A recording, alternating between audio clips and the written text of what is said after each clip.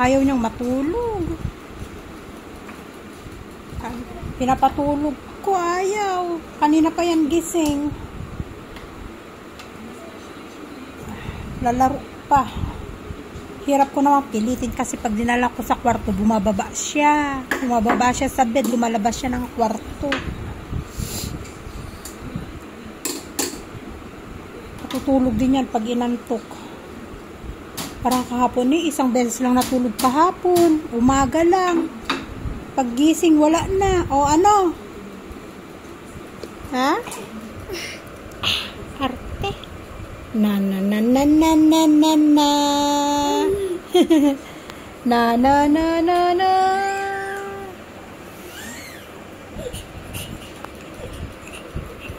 Sleepy?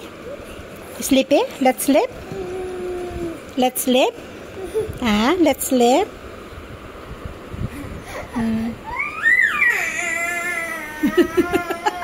Anong gusto?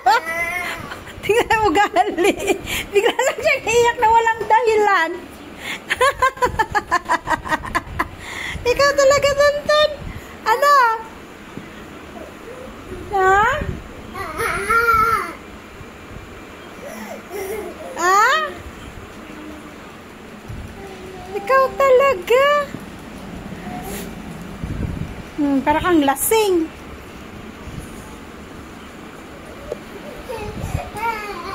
Oh! Ay! Nag-deliver si Asis ng cucumber, guys, sa Tari. Ngayon, may ibinigay sa kanya na cucumber. Grabe, ang lalaki. Tignan nyo naman. Para ng upo. Ang laking cucumber. Oh. Kasi laki na ng upo eh. Ah. Para dito daw sa bahay. Binigay nung nagpa-deliver kay Asis. Ang laki oh.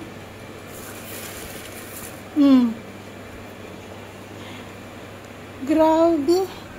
Ang dami. Ano gagawin natin sa napakaraming cucumber, oy? Masarap to, may yung sinamak. Sausaw sa sinamak yan, oh. Magbalat nga ako't kakain. Napatulog ko si Tonton na yun, oh. Diyan ko na siya pinahiga. Nakatulog din sa wakas. Daming cucumber. Hindi ako marunong gumawa ng kimchi na cucumber. Anong tawag doon? Yung nilalagyan ng chili flakes, ihiwain to ng parang pa french fries style. Tapos lalagyan ng chili flakes, lalagyan ng kung ano-ano, ihahalo. Hindi ako marunong gumawa nun eh. Ang dami oh, ang laki nito oh, sobrang laki tong dalawa. Parang upo kalaki oh.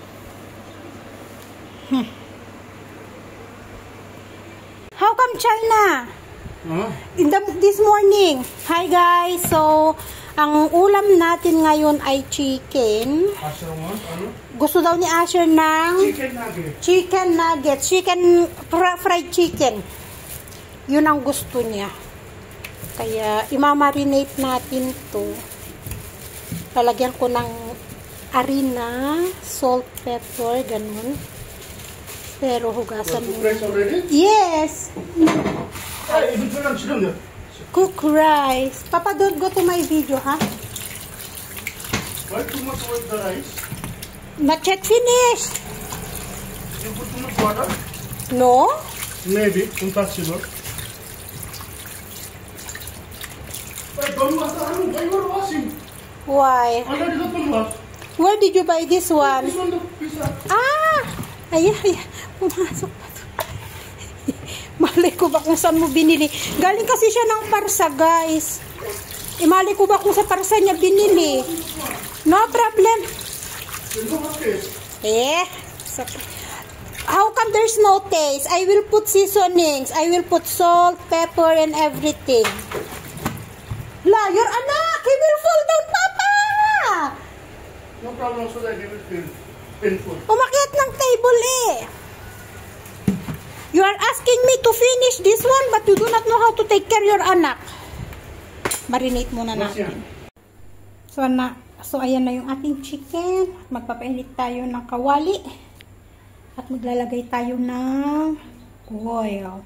At mag-start na akong magluto.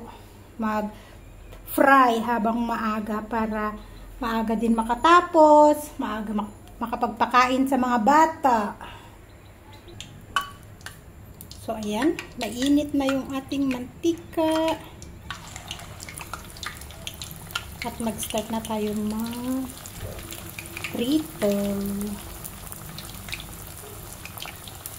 Ang lalaki ng cut ng chicken. Kaya natin ang kote ang ako para hindi masunog. Luto ang ibabaw tapos hindi luto ang ilalim, patay. Hinaan natin ang apoy.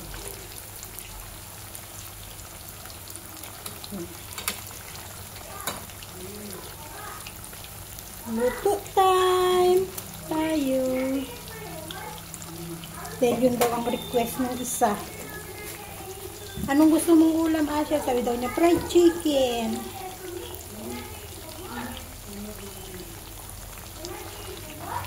Ay, kahapon. Di ba umuwi siya na may chika? Tapos sabi sa akin ni Asis. Sabi niya, ilan kayong may chika sa school, Asya? Sabi ni Asis. Sabi nung anak ko. Only me? Sabi ko, hindi nga. Sabi niya, yes. Tapos sabi ni Asis, oo nga. Sabi niya. Kasi, nung sinundo daw niya kahapon, sabi niya, si Asher lang daw yung may tika. Sabi ko, paano yung si Manak? Yung Manak kasi, parang galing yata ng Daisy yung Manak na yun. Tapos, parang isa din matalino yata yung bata. Ngayon, kwento sa akin ni Asis na ilang beses niya nang sinusundo si Asher sa hapon. Tapos nakikita niya si Asher at saka si Manak daw. Parang sa school na may ina-explain yung teacher. Tapos paunahan sila pumunta sa blackboard para sagutan kung ano yung ipapasagot ng teacher. Sabi niya, ilang beses ko na yun nakikita, sabi ni Asis. Hindi ko lang pinapansin kasi sabi niya para walang masabi yung teacher nga daw. Sabi ko, yung Manak, baka produkto nila yung si Manak. Kaya sabi niya kahapon, bakit si Manak, walang tika, sabi ni Asis. Wala. Sabi ko, baka naman nabura, sabi ko. Sabi niya, hindi, sabi ni Asis, kasi makikita kahit nabura kasi yung tika, makikita mo may red pa rin na nakalinya. Tapos sabi niya, syempre proud ako, anak ko yan, sabi naman yung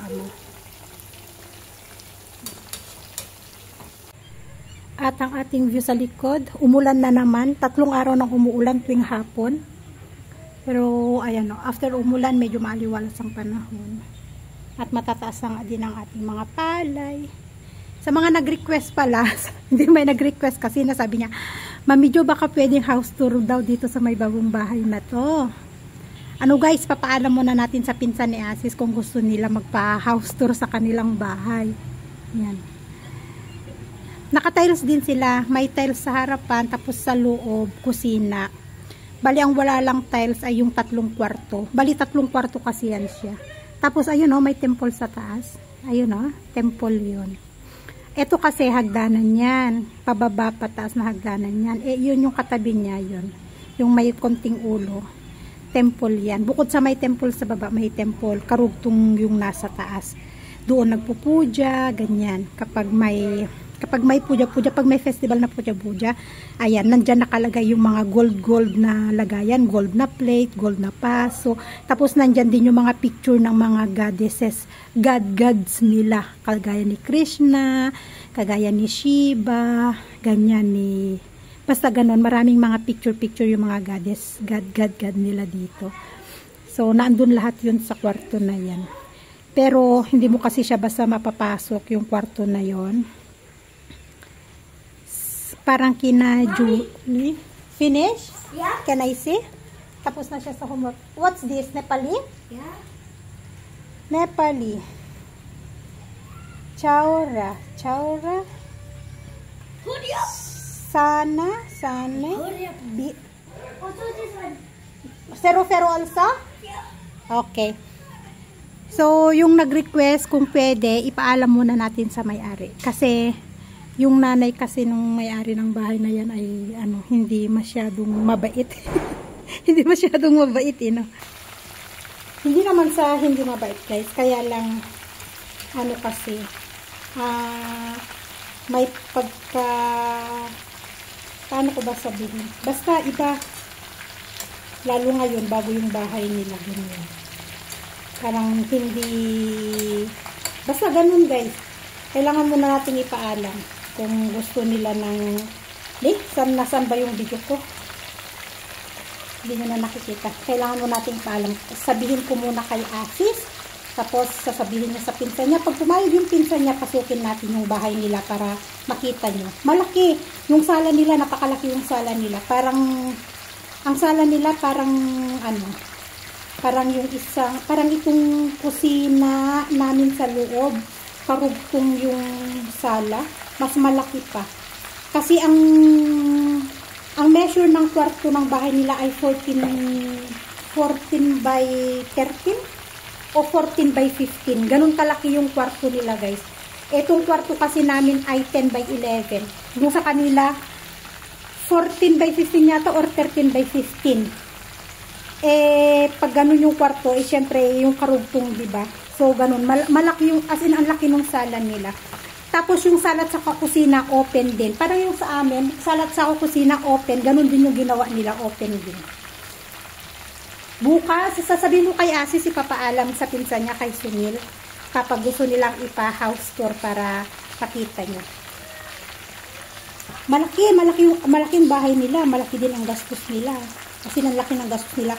Yung sa yung slab pa nga lang, 32 traktor na buhangin at 150 yata, 120 na semento ang nagastos nila.